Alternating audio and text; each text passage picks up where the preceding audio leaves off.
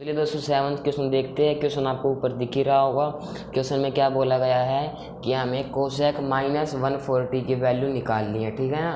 देखो क्या बोल रहा है इसने, कोसेक माइनस 140 डिग्री की वैल्यू बतानी है। ठीक है ना। अब देखो, मैंने आपको जो पहली वीडियो में बताया भी हुआ ना, ये चीज़ तो मतलब देखो ये माइनस है ना, कोसिकेंट में माइनस बाहर आ जाता है। कोसिकेंट बाहर आ गया माइनस का।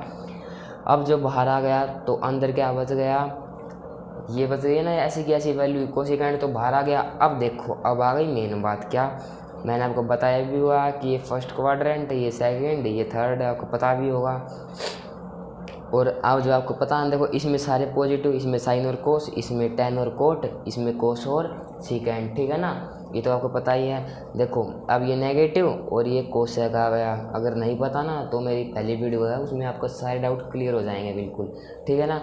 अब देखो ये जो वैल्यू है ना, देखो 140। अब देखो मैंने आपको पिछली जो वीडियो है, इसी पिछला क्वेश्चन है, उसमें बताया भी हुआ है कि देखो अब 360 डिग्री से ऊपर है ना। अब देखो मल्टीप्लाई करके देख लेते हैं इसको, मतलब किससे मल्टीप्लाई करें, मतलब दिमाग में लेके आओ ऐसी चीज़ें, मतलब क्या करना पड़ेगा। देखो मैं इसको जो 360 है ना, उसको 4 से मल्टीप्लाई कर लेता हूँ। अब 4 से मल्टीप्लाई करूँगा तो क्या आएगा, ये 0 और 4 6 24 12 और ये देखो बिल्कुल इसके नियर वैल्यू आई है ना।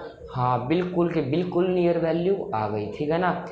अब जब क्या करेंगे, नियर वैल्यू आ गई तो अब इसको क्या लिख सकते हैं हम, देखो ये आ गया ना 1440 आ गया ना। अब देखो ये 1440।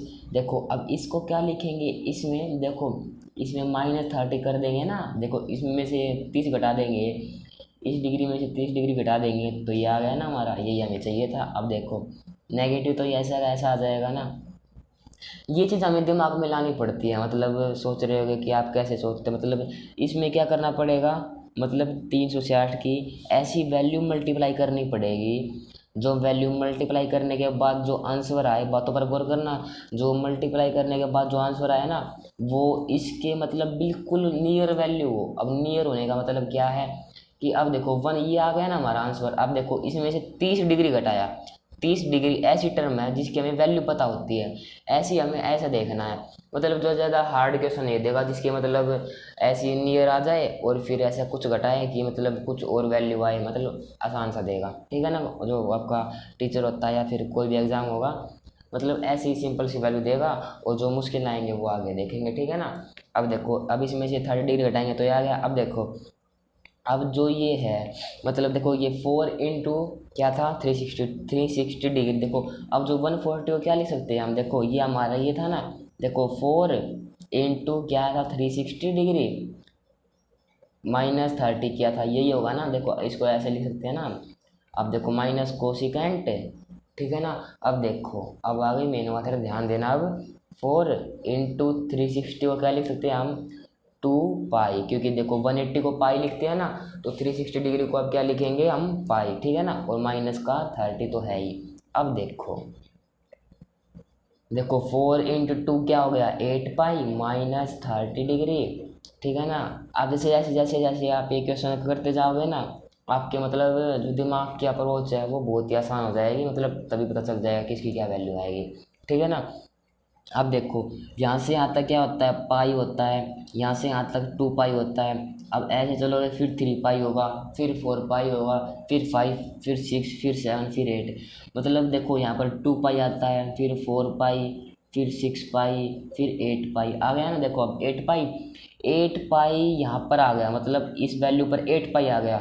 अब देखो यहाँ पर 8 पाई आया ना, मतलब यहाँ पर 8 पाई आया, उसमें से कुछ घटा दिया, कुछ भी वैल्यू है उसमें कुछ घटा दिया। मतलब देखो यहाँ पर आया था ना, मतलब बिल्कुल इस जगह पर आ गया था ना 8 पाई।